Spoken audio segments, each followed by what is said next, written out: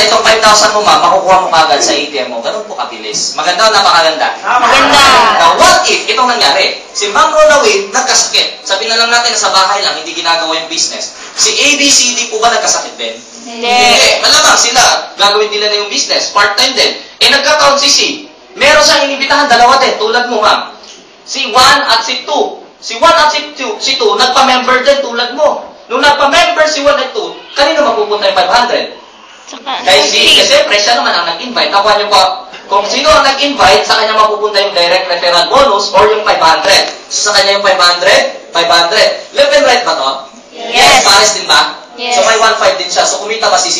Yes. Yes, si D. Meron din siyang dalawa. Si 3 at si 4. Nagpa-member din. Meron din yung pa 500, 500, 1.5. Meron din ba siyang kinita si D?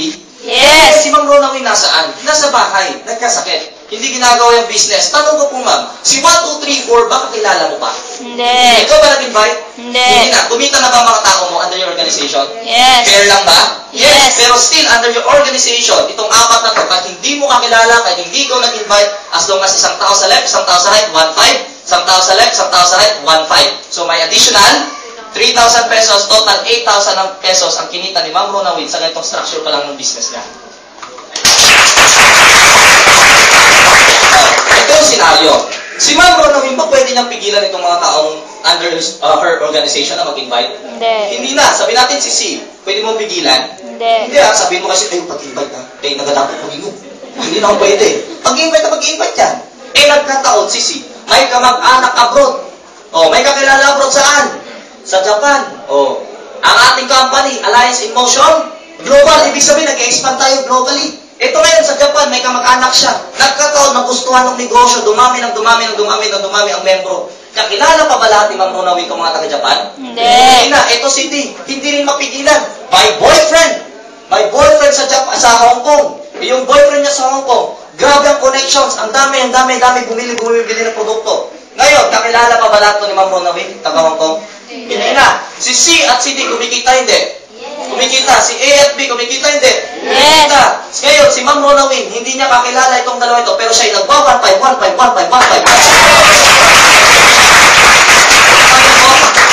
Ganun po kabilis ang negosyo natin, kaya huwag kayong magtaka. For the past 6 years lamang po ng Alliance in Motion Global, nag-create po ng 700 millionaires from all walks of life. From rags to riches ang karakihan pa unon. Kasi bakit? Napakadaling intindihin. Sasabihin ng ibang tao, pre, maulawon, magbud kayo. Uy, maulawon, magbud kayo ng klase ng tao. Magdato, pabakuan na. Magbud kayo, ilang kayo doon, uy. Pwede pa ba akong yumaman dyan? Ito po ang sasabihin ko sa inyo. Ito po yung sistema na kung saan gusto kong ituro sa inyo. Sistema lahat po ng mayayaman sa buong mundo. Bakit ang mga mayaman, mas lalo yung mayaman? Bakit po? Ginagamit nila yung tinatawag nating law of leverage. Ito yung tipo na kung saan sistema na kung saan ginagamit nila para mas yumaman sila. Anong law of leverage? Ito yung pagdodoble ng sarili mo sa pamamagitan ng ibang tao. Gagamitin mo yung oras nila, yung panahon nila, yung lakas nila, para yung production mo madoble. Nakuha niyo po ba? Parang ganito. Eto siya, hindi naman kakilala dati Ma'am Ronawin. Pero kumikita ba siya? Yes, the moment na kumikita ang mga tao niya, kumikita rin siya. The moment na tinutulungan yung mga tao niya, tinutulungan niya rin sarili niya, umangat. Para mas maintindihan mo na nakakarami, ganito gagawin natin. Nakilala niyo po ba may-ari ng KCC? Kilala niyo po ba? Kilala niyo? Hindi. Bakit? Kasi hindi naman siyang nagbebenta ng sapatos sa'yo. Nakita mo bang nagbenta siya ng sapatos? Hindi. Bakit? Kasi meron siyang mga tao na nagbebenta para sa kanya. Natuwing yung mga tao na may nagbebenta, kumikita rin ba siya? Yes. Yun po ang law of leverage na tinatawag natin. Nakuha niyo po. Sabihin na lang natin, para mas magkaintindihan tayo. Kung ikaw yung tipong tao na mahiyain, maulawon ka, sir, no? Sino mo pangalan, sir? Pa? Richard. Sa spelling. Gas-gas na eh. Sir Richard. Di ba si Richard maulawon? May nga na maging mga maulawon. So, ibig sabihin, kung si Sir Richard ay mahiyain, yung mga kaibigan niya ay mahihain din. Yung circle of friends niya ay mahihain din. Kasi birds with the same feather are the same birds. Kala nyo, ha? Birds with the same feather can make a good feather duster. Kala nyo, bago yun, ha? Kaya, si Sir Richard. Siyempre, pag si Sir Richard mahihain, normally, yung mga circle of friends niya mahihain din. Tulad ni P. Si Budoy. Yung kaibigan niya mahihain na si Budoy. Pag ikaw, Sir Richard, nag-invite kay Budoy, siyempre, Ano pag i-invite mo? Di ba nahihiya ka? Tama ba? O, ano itsura mo pag nahihiya ka? Kaya na, kaibigan niya si Budoy. Friend? Sasabihin niya, ano sasabihin? Invite na tabi. Nag-respond yung kaibigan. Oh. Saan? Okay, tuloy niya. Invite na tabi? Saan nga? Basta, may negosyo ko.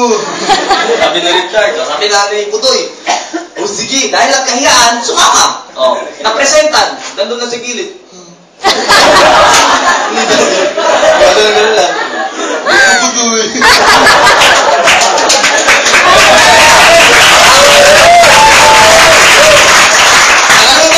Wala na nangyari. Ito ngayon, wala naintindihan. Wala siya naintindihan kasi lingon na lingon. Pero nagpa-member. Bakit? Nagkahayaan eh. Nagkahayaan, nagpa-member. Nagkataon si Budoy. Meron palang kapatid na call center agent. Itong call center agent, matino. Matinong kausap. Nangyari, ang daming katrabaho. Ang daming katrabaho. Ito mga katrabaho niya, bumibili ng mga produkto. Bumibili ng produkto. Ano nangyayari po? Kumikita ba to si C? Yes. Yes. Kumikita din ba si B? Yes. Kumikita din ba si Sir Richard? Yes. Yes. Leverage po ang tawag doon, ladies and gentlemen. Nakuha niyo po ba? Yes. Ngayon, si Sir Richard, hindi pa doon nagtatapos kasi hindi pwedeng kumita siya sa left, sa right side lang, di ba? Ano gagawin niya? Maghahanap din siya ng left side. So ito ang ginawa niya, sa buong barangay niya, isa lang taong pakilala niya. Yung kaibigan niyang si A. Ito naman si A na abnormal. Ito na ang kaibigan niya to. Di ba ganun din? Pag in-invite mo, ano? Yun din ba? Hindi naman, sir. Anong mangyari si A? Nagkataon, siya lang talaga sa buong barangay. Friend! Invite ako di! Yung kaibigan niya naman, sige sa invite. Nagkayaan din. Di ba, saan damang paktay na mahihiyain dito? Mahihiyain kayo lahat. Ito nangyari si A. Meron siyang kaibigan o kapatid na si C. Chismosa sa barangay. Kasi bakit? Ang daming kakilala sa barangay, laging nakabarangay sa kakachismis. Pare. Diba? Dami. Ito may malupit. Madaming kakilala sa buong barangay. Pinamembro lahat ng mga kabarangay. May membro, inimbitahan, nagmembro. Kumikita ba si C? Yes. Kumikita ba ito katawag ito? Si A? Yes. Kumikita rin ba si Sir Richard? Yes. Leverage po ang tawag doon. Palapakan naman. Anong ginawa ni Sir Richard? Nahiya lang. Ganun lang ako kasi. Paano kayo maman? Nahiya ako. Yun lang. Nakaya mo? Alam niyo po ba kung paano yumaman? Paano sila kumikita? Alam niyo po ba paano sila kumikita? Kasi po, member sila. Yun lang. Ganun lang ako kasimple. By the end of the day, pinag-uusapan natin, member lang. Yun lang. Nakanya po. Tapos na po ako. Pero ladies and gentlemen, marami po ba kayo natutunan? Yes. Nakuha niyo po ba ang meaning? Yes. Nakuha niyo po ba ang ibig kong sabihin? Yes. Pero ito pag-uusapan natin. Kahit nasabihin natin na gustong-gusto mo yung negosyo, taas ang kamay na gustuhan ng negosyo. Taas ang kamay. Taas ang kamay. Uy, palapakan natin, mga nagustuhan. Ito ang very big question. Gustong-gusto ko yung negosyo, friend, pero 7,980, wala ako. Ito ngayon ang iisipin nila. 7,980, okay sana, friend, pero kaso lang, wala ako niyan eh. Alam niyo po, ladies and gentlemen, nung ako'y naimbitahan dito, yan din naging problem ko. Pero alam niyo po, sinabi ng speaker sa akin, huwag mong isipin yan na as a problem, isipin mo yan ay solusyon, paraan. Paraan para ito maabot mo yung mga pangarap mo. Kasi bakit? The moment na iniisip mo ito ay problema, magiging problema talaga yan. Ito malupit, matagal mo nang pinoproblema yan. Ano yun? Pera. Ano magiging solusyon mo? Dapat pera din. Ito yung 7,980 po. Huwag mong isipin na problem. Isipin mo, solution yan siya. Normally, sa ating mga Pilipino, bakit ganun pa rin ang pag-iisip natin? Kasi po, you're very doubtful. Nagda-doubt ka sa mga bagay-bagay na nangyayari sa iyo ngayon. Tama ba? Tulad ngayon, magdududa ka. Totoo kaya sinasabi nila, 7,980, yayaman ako, pwede akong kumita. Nakita mo naman kung paano magpapresent sa'yo. Pero normal, mag-iisip at mag-iisip ka pa rin. Tama ba? Pero sasabihin ko sa inyo, sino bang yumaman sa pagdududa? Wala. Lahat ng tao, normal lang magduda. Kaso nga lang, pag pinapatagal mong pagdududa mo, hindi nakakayaman yan. Nakanyo po. Kasi po, kami po tinanggal lamang namin yung duda namin. Paano matatanggal yung duda mo? Pagdudahan mo din ang duda mo. Sasabihin mo, totoo. Isip mo lang, sabihin mo, baka hindi ako yumaman. What if yumaman ka? Baka hindi ako magkakotse? What if magkakotse ka?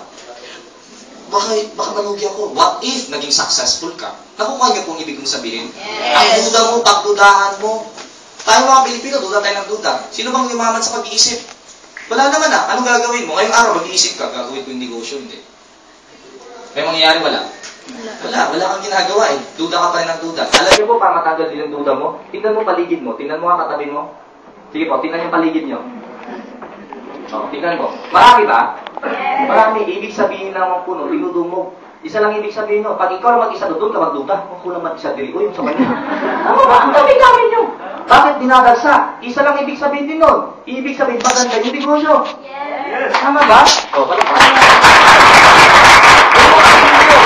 Paligid mo, magduda ka kung ikaw lang mag-isa.